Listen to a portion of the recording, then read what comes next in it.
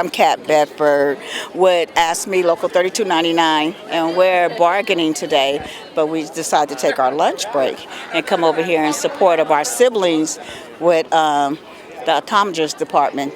We're here at UCSF. And it seems like UC has got a lot of money. They just bought 2 hospitals in San Francisco. Why are the employees having such a hard time surviving and dealing with understaffing? Oh, understaffing is a big, huge problem. I mean, it cuts into all of the members hurting themselves, overwork, and when you're overstaffed and overworked, that bleeds on into the patients, right? You know, we want to give the patients their proper care and all that, and without proper care with the patients, because understaffing, it just goes downhill. And are you concerned about the regents because they spend a lot of money on lawyers to fight the unions, unfair labor practices, this kind of thing? I know the regents spend a lot of money. Who do these regents represent? Not us. For sure, not us. They're representing themselves and the greed. You know, we want fair housing like the regents get, like these upper managements get. Why we're not equal to it. And cost of housing, how do workers at UCSF survive with the cost of housing? I mean, and also commuting? We don't survive. Now, me personally, I work in Berkeley. I have to have a 2-hour commute because I can't afford to live where I work. And that's a commute 2 hours one way, 2 hours back. So that's a 4-hour day commute.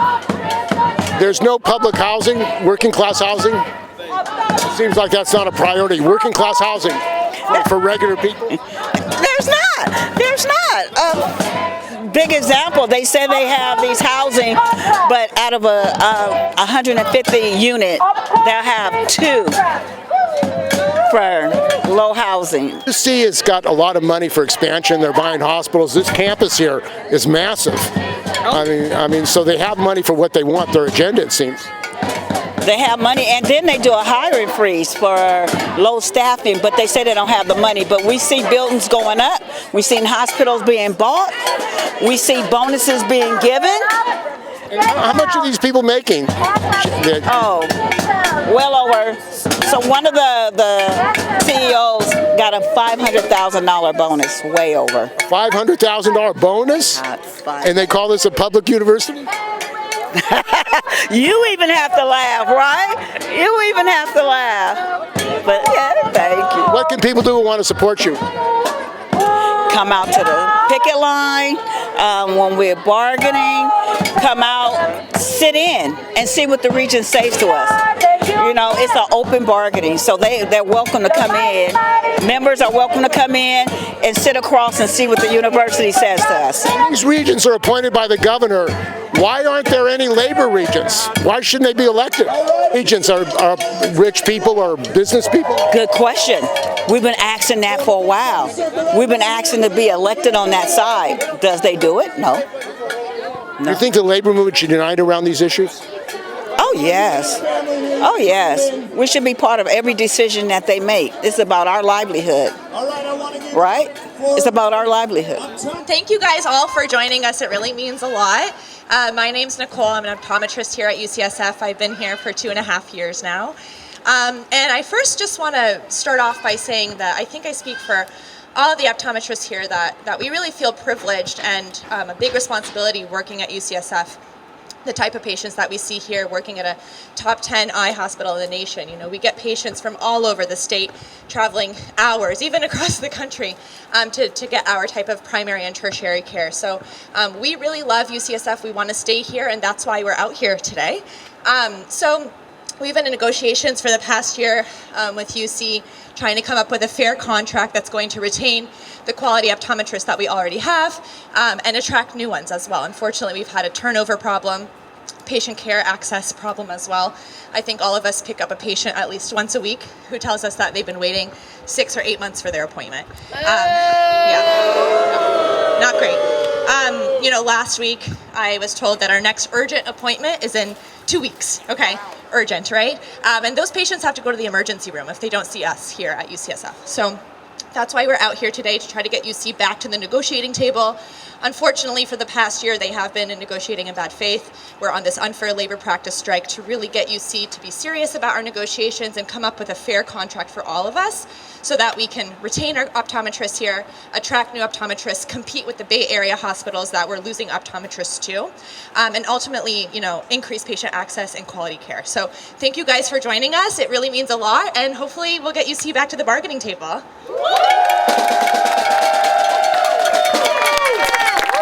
Thank you, Nicole. And the next speaker will be our AFSCME bargaining team member, Mike Lawrence. Hello, everyone. My name is Michael Lawrence. I'm an X-ray tech here at UCSF Mission Bay. I work the evening shift, so I probably don't see a lot of you. But I just want to say we're here today, of course, with solidarity with you all. We just started negotiations also with UC.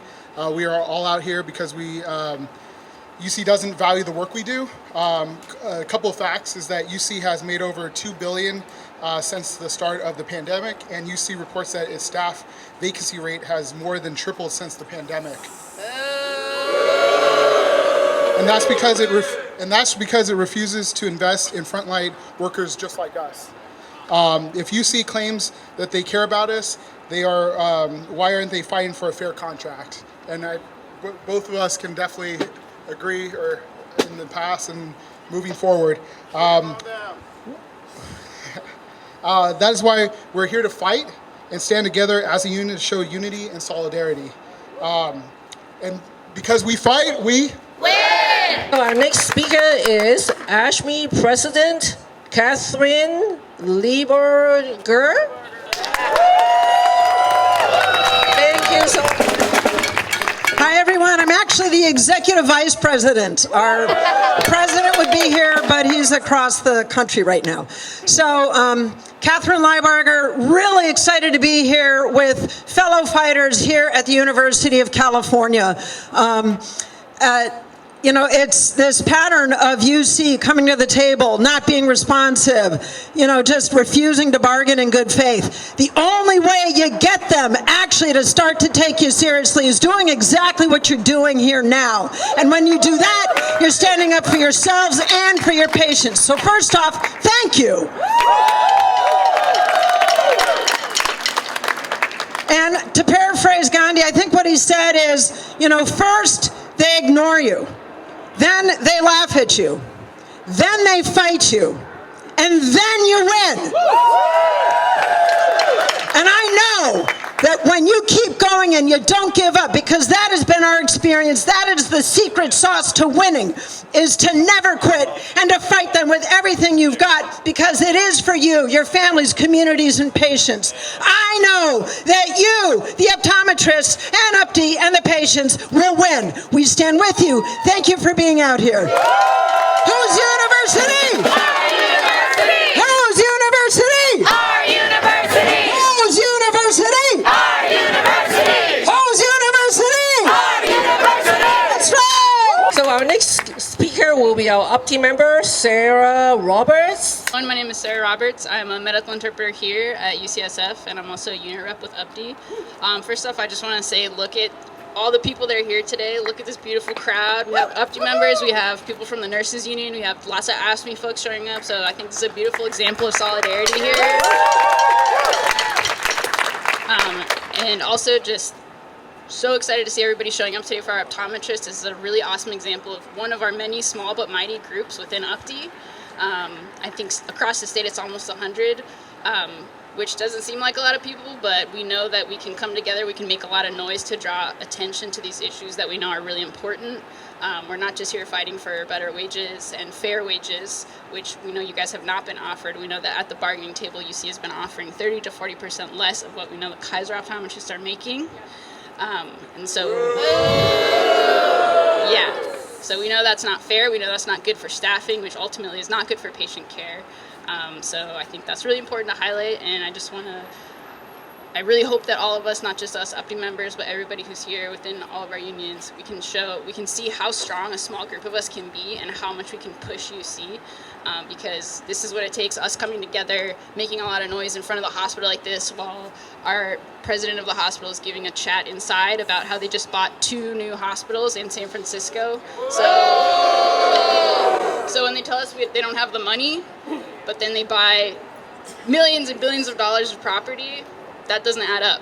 So that's right. I think this is a really awesome example. I want to just really shout out the optometrists for showing up super strong and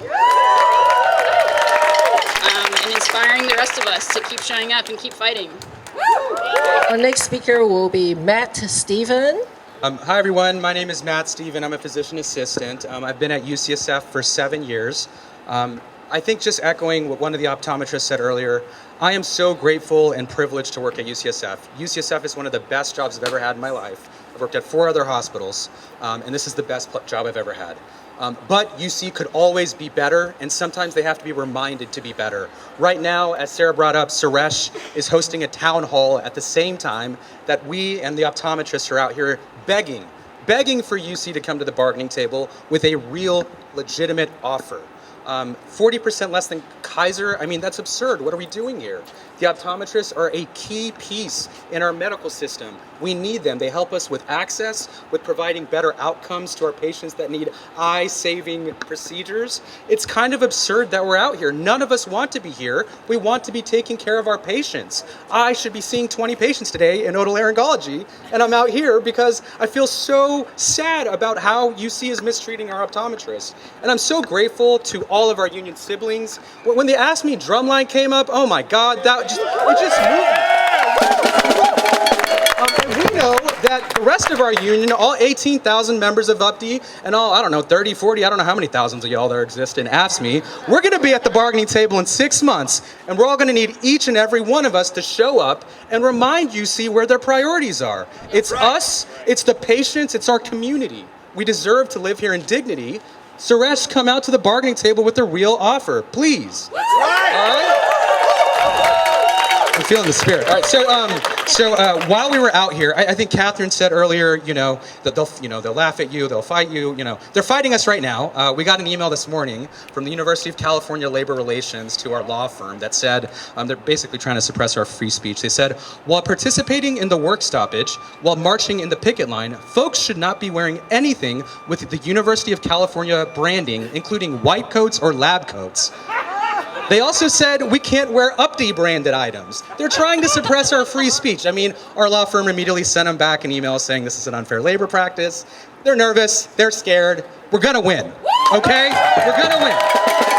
And I just want to remind, I'm gonna stop rambling, I'm done, but just the chant. What's this about? Patient care. What's this about? Patient care. What's this about? Patient care. We got Kim Taglione coming up from our SF Labor Council. So, I was taught at a very early age that eyes were the key to seeing what's in someone's soul. UCSF's soul is black. If they don't recognize the work that you all do, eyes are so important. As a person who has a lot of family members undergoing a lot of vision problems, including myself, I gotta say, the work that the optometrists do is undeniably important. Ask anyone who has diabetes. Ask anyone with any other long-term disease. It all winds up in the eyes. So optometrists are key to preventative care. And we need UC to recognize that. We need UC to recognize you in fair pay, fair wages, fair benefits that put you on a competition level with all the other hospitals. Right. Instead of buying hospitals, they need to maximize what they already have. Right.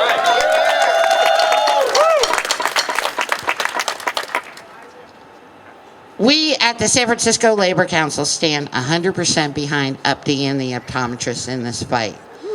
And we will do whatever it takes to make sure that you get a fair contract. Our city administrator is a regent. We have another regent that lives in San Francisco. And we are going to reach out to them to tell them that it's time that they stood by the workers here on the picket line and showed some respect for all the work they do. Because after all is said and done, without the patients and the workers, it's just a goddamn building. That's right. So I want to urge everyone to keep up the fight. And we all know when we fight, we win. When we fight, we win. When we fight, we win. Hey, my name is Davina Woods. I'm an active member of AFSCME 3299's executive board and also the bargaining team. I'm out here in solidarity with UPTE and the Department of Optometry to secure a fair, just, and unbiased contract. We're also doing the same. In their department, people are losing their eyesight because of unsafe staffing level. In my department, people are getting hurt because of unsafe staffing level. When is the UC going to listen? If you're getting hurt because of unsafe staffing condition, what does that say about the management and the regents who are in charge? It's supposed to be a public institution. That they really don't care. That they really, really don't care about their employees. I mean, you know, we have to have safe staffing levels in order to operate, you know, fairly. I gotta go though. But otherwise, look. Go AFSCME 3299. Go UPTE. We're in solidarity with Angie Mendoza. What kind of work do you do? I do housekeeping in San Diego at the medical center. And I came down here for bargaining, so we came down here to support the strike. And what are the conditions? What's your contract issues in your... My contract, there's a lot of issues in our contract. Short staffing, wages, everything. And why is there short staffing? I mean, because it seems like people need more health care right now. They're not able to recruit a lot of people. The people are going somewhere else to another medical center. They're not coming down. They don't want to work for UC. I don't know why. But they have a lot of money. This is a rich campus. All these buildings. We just took over another 2 more hospitals in San Diego. UC Medical Center Alvarado. We just took over that. That's UCSD now. And how is that shortchanging the patients? How are the patients being affected? Well, they suffer if they don't have the staff to take care of them. Maybe they need to go to the bathroom. They can't walk. So that's a health and safety issue. That's a health and safety issue. We brought it up at the bargaining table today. What do the regents and the management say? They don't care. That's what it is. I've been there 34 years and a half. They don't care. But they're supposed to be public. They're appointed by the governor, yes. Governor Newsom, the Democrats. What are the Democrats doing about this? This is all UC thing. They're trying to recruit, and that's all they say. My name is Isaac Zamora. Yeah, I'm with a UC worker from UC San Diego. I'm out here in solidarity with UPTE. UPTE's having a strike today, so we're standing in solidarity with UPTE. And what's happened in UC? Because I know there have been the strike of the graduate students. There was an attack at UC San Diego. Right. Is that still going on? Yeah, I mean, I think what we're seeing with UC is just this commitment to understaff all their medical centers and campuses, and it trickles down to patients, it trickles down to students, and so we're not having it. So we're out here standing in solidarity with UPTE. Their optometrists are on strike today, so we're out here standing side by side with them. And UC is supposed to be a public institution. Right. It seems like the regents are representing corporate interests. Are you concerned about privatization, contracting out? Right, of course we are. Yeah, this should be run for the people and by the people, and pay fair wages. And their commitment recently has been just to on bottom line on profits and sending the resources of this university to the upper 1% that are making the decisions here. Yeah. I mean, privatization of public services, do you think that's a concern generally, not just at UC all over? Yeah, I think it's a concern in general for sure. Absolutely. Right. And what are the conditions AFSCME workers face? So what we see is just chronic understaffing across all of our medical centers and the campuses, increased worker injury, increased burnout, increased turnover. So they have an inability to retain and to recruit, which is also hurting, our staffing efforts. And health and safety, I mean, have there been incidents where people get injured because of stress or lack of staffing? I mean, yeah, we're seeing that too, where people are definitely getting injured because of short staffing, definitely. And that adds to it if they have to be off work? Yeah, that's correct. That's correct, yeah. Yeah, definitely. And do they fight people getting workers' comp? Is that an issue? I mean, it's just an ongoing issue. It shouldn't exist. There should be, safer staffing. That's our position. And you come up here from San Diego. It's a long haul. Yeah, we're bargaining with UC today, so we're coming out here on our break to stand in solidarity with UPTE. And what are the issues in your? Are those the similar issues? Similar issues, yeah. Yeah, it's similar issues. And the unions are all different unions here. Why don't they have a united front? I mean, like same bargaining date. I mean, where they all go out together. Right. I mean, that's a good question. I think we're all working toward that right now. I think the writing's on the wall. That's definitely something that we're looking at. I'm Agnes Bolos. I'm 3299 AFSCME Union, and we're here to support UPTE Optometrists for their strike. We need to support them. And also, you're facing a contract fight? Yes, we're also some of the people that in green right now are bargaining team members, and we're supporting UPTE, and because we're bargaining with UC right now for our contract too, that will expire in June. And what's your issues? Wages, of course, and then how to survive. Healthcare. You don't get healthcare? No, because you know they raise the healthcare premium every. You have free healthcare? Yeah, that's the problem. Yeah, and you know it's a small one, but it's parking. Kaiser doesn't pay. Employees doesn't pay for their parking. Us, we have to pay for parking. And how much does that cost? It's like $35 a day. 35 a day to get parking? To get parking. So that's a big cut in your salary. Yes. So it's all takeaway. If we have like raised 3%, and then what? Then you have to pay parking every day. Well, what do they say about that? If Kaiser provides parking for their employees? Yeah, that's what we're pushing.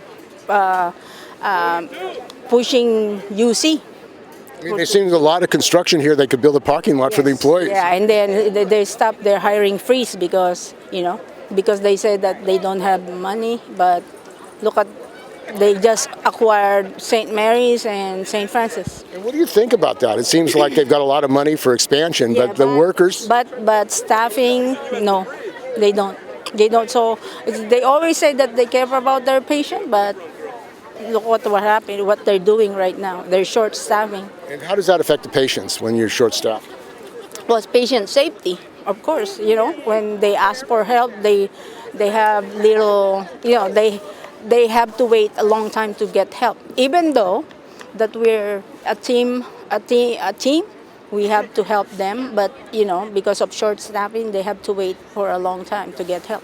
Hi, my name is Olivia. I'm one of the pediatric optometrists here. Actually, the three of us are the pediatric optometry team.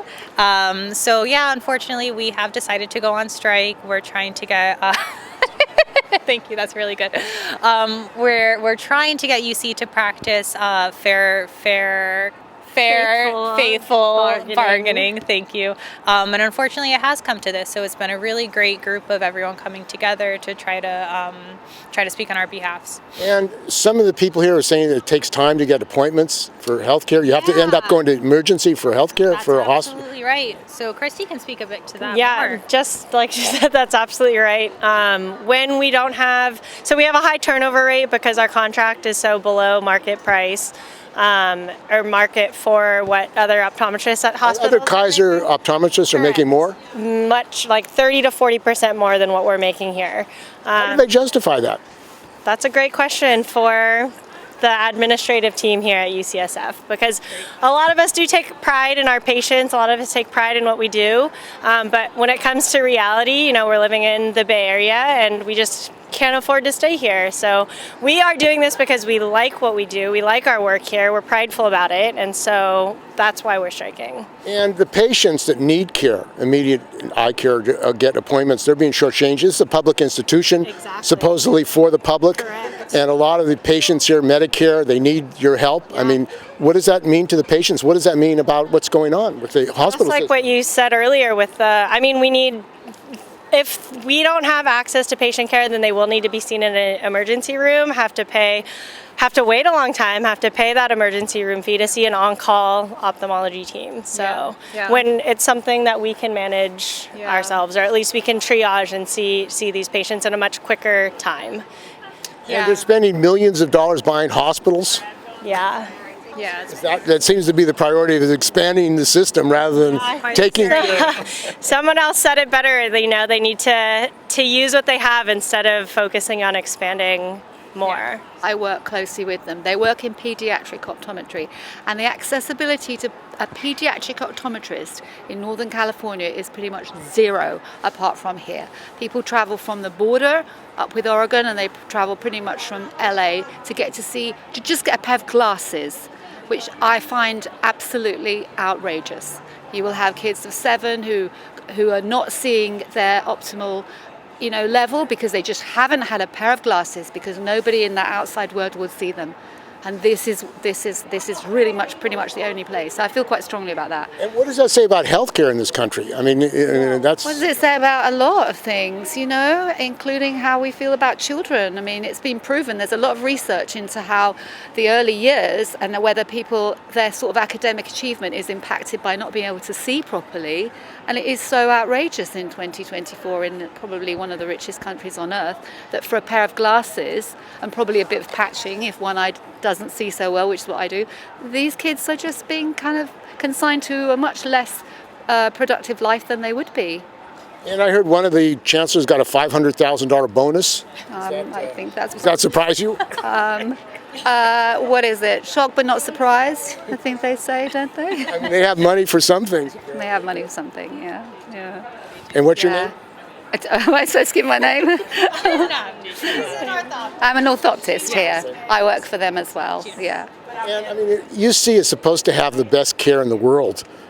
Yeah, I mean, it seems like it's... I think it does. I think it's just the access. Because it's a resource. Well, if you have a high turnover, people can't stay here. I mean, it's amazing that Kaiser pays its optometrists more than UC. Yeah, yes, it's shocking. And as they say, it's just because the Bay Area is so expensive. I relocated here. As a single person, it's virtually impossible. And I get paid a good salary. Yet it's virtually impossible to live here because of the rents and everything else. We need some public housing for working people. Yeah, we do. We go to that as well. Thank you. Cesar Bravo Castillo. We're here for the UC Opportunist Unfair Labor Practice. I'm just here to support, unfair practices due to the fact that I'm suffering the same thing right now.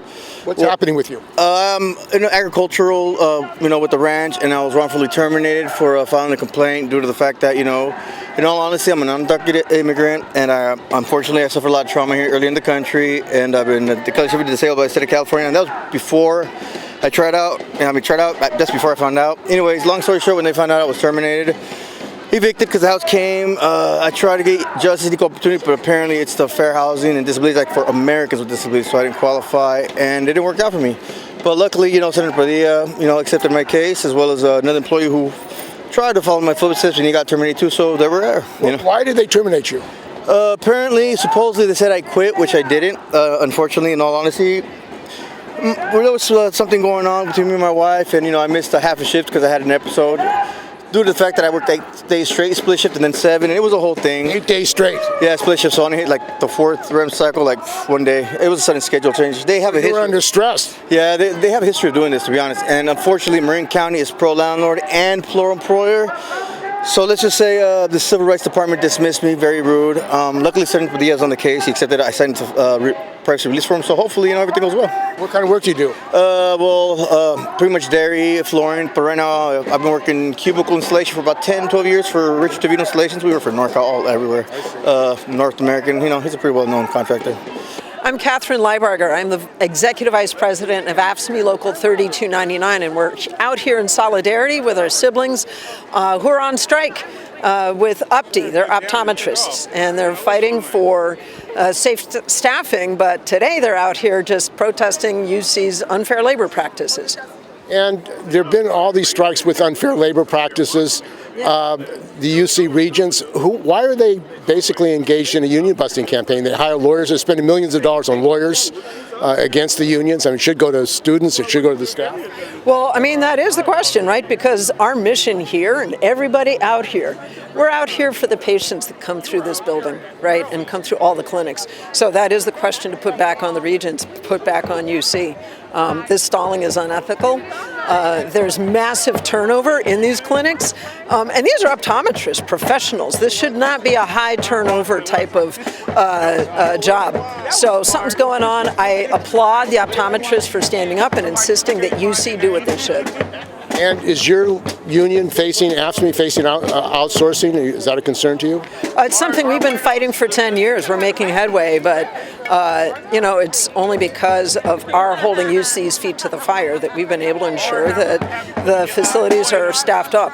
We're operating understaffed as well, though. Our team isn't bargaining today, and we were making the case to UC about respiratory therapists. And, you know, you think about it. If you go into an optometry clinic and you can't get an appointment for weeks or months, or when you go, you've got to wait a long time. That's not the choice of these optometrists. That's the choice that UC makes. And UC is buying all these hospitals.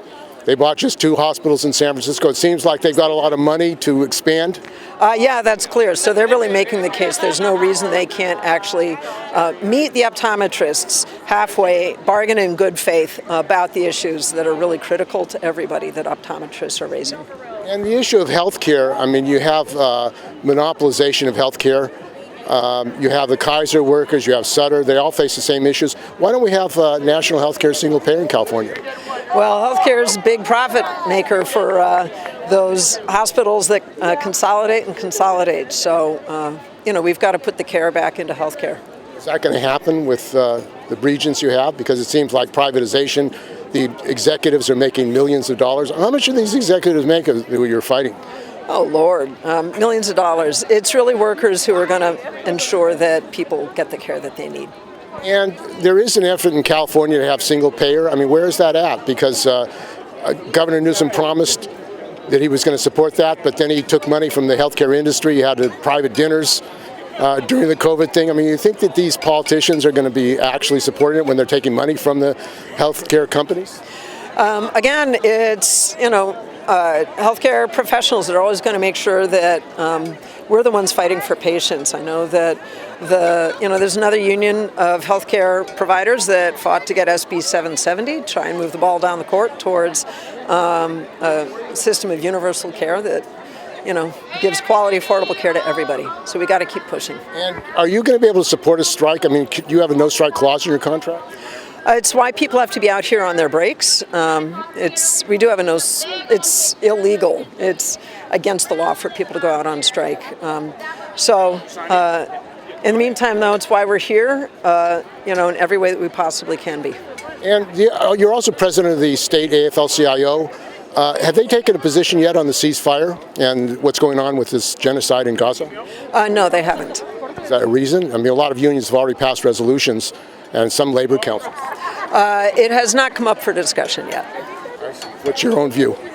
My union has actually passed a resolution we did back in, I think, October, declaring that we support a ceasefire and that you know, we've got to bring the free the hostages, but we've also got to bring all the aid that is necessary for the now thousands and thousands of people in Gaza who. There's mass starvation going on? Absolutely, and absolutely no medical care. People will die for the lack of water, clean water, and food. Why this silence by the AFL-CIO? It seems like, you know, there's a genocide. Millions, I mean, are affected. Why are they silent? That's a good question. I haven't talked about it yet with leadership of the AFL-CIO. I think it's because they support Zionism, the idea of a Jewish state? I'm not going to speak for them. What's your position on that? I'm not going to speak to that. Elizabeth Milos, UPTE member, medical interpreter at UCSF. And what's going on here today? Well, there's about 100 optometrists statewide who've been trying to negotiate fairly with UCSF, but they they've been unfair in their labor practice, basically. And the UC regents, they're appointed by the governor. It seems like even the UC regents are not standing by the workers. Yeah, no, they're not. In fact, the president right now of the UC is inside right now, talking, having a conversation or having a meeting there right now. And they're buying hospitals? Right. I heard that they bought St. Francis Hospital and St. Mary's Hospital just now. I mean, personally, I think that is kind of questionable, because wouldn't that, be like antitrust or fall under antitrust laws or something? I don't know. Also, I mean, isn't this union busting? They're spending money on lawyers attacking the union. I mean, it seems like it's basically a capitalist union busting company. Yeah, it is. They're basically, they even sent an email out. I heard they sent an email out saying that people couldn't even wear white coats because that was UC related somehow or another. That's happening with also supporters of Palestine? Yes. Is there a similarity? Yeah, in fact, it's very interesting because UC is heavily invested in Israeli bonds, and there's this whole divestment movement that is asking UC to divest from Israel. Also, Helen Diller Foundation has been tied to, there's still some more investigation needed to be able to confirm all that, but they've been tied to Canary Mission, which is an entity that has been attacking people who denounce Israel and denounce apartheid in Israel. The problem with the union in particular, I was very happy to see that the San Francisco Labor Council is supporting UPTE, but back in 2021, Kim, who spoke here today, Kim Taglioni, as Executive Director of the San Francisco Labor Council, opposed the resolution that we tried to bring forth for Palestine. When I say we, I'm talking about me as an UPTE delegate and 25 other delegates from other unions. My union, UPTE, passed a resolution in 2021 for Palestine, the executive committee, but that resolution has been since scrubbed from the UPTE website. And we need to show that the San Francisco Labor Council has taken off their website. Yeah, they took off cleansing the websites. What is that? They whitewashed the website from all resolutions. My union did too, unfortunately, and this is something that we're calling attention to. So their own history, they don't know about it. You can't find it. The new members that are coming on are not aware of the history of this powerful history of UPTE and presenting resolutions that support workers' power, including resolutions that we supported the patients at Laguna Honda who were dying because they were being transferred. We have presented resolutions in support of Standing Rock, for example, back in 2017. And to divest from Energy Transfer Partners, which, by the way, UC ended up agreeing with us and divested like $400 million from Energy Transfer Partners in the end. So it's kind of interesting how things go on. I'm very proud to see UPTE members coming out and also AFSCME members coming out. The leadership needs to, though, step up to the plate with regard to Palestine, because I want to say one thing. It's the same people who trained the police to shoot out the eyes of Chilean protesters back in 2019. It's the same people who trained the police in the George Floyd killing in 2020. It's the same people that are supporting apartheid Israel. Basically, it's Israel funding the training of police, participating in the training of police, and the police funding Israel as well. And it's the same people that we're fighting. And these regents, who are they? Sounds like they represent corporations, business people. Well, they do, yeah. BlackRock is heavily invested in there as well, which is the same entity that is, this appointed by Gavin Newsom, who's a big supporter of Israel as well. Right, Gavin Newsom, Kamala Harris, of course, Genocide Joe. BlackRock, which, by the way, UC also invests in BlackRock, displaces workers. In fact, last year there was a major demonstration because there was workers who worked at the motels that BlackRock owns, trying to organize into a union and were union busted as well, while the UC Regents were here as well. And so it's an issue that we're all interconnected. Workers need to stand together, and union leadership also needs to stand with the workers of Palestine and with the people of Palestine, because our money that's going to the taxes, through our taxes, to pay for genocide should really be used to support workers here at home. 32! 99!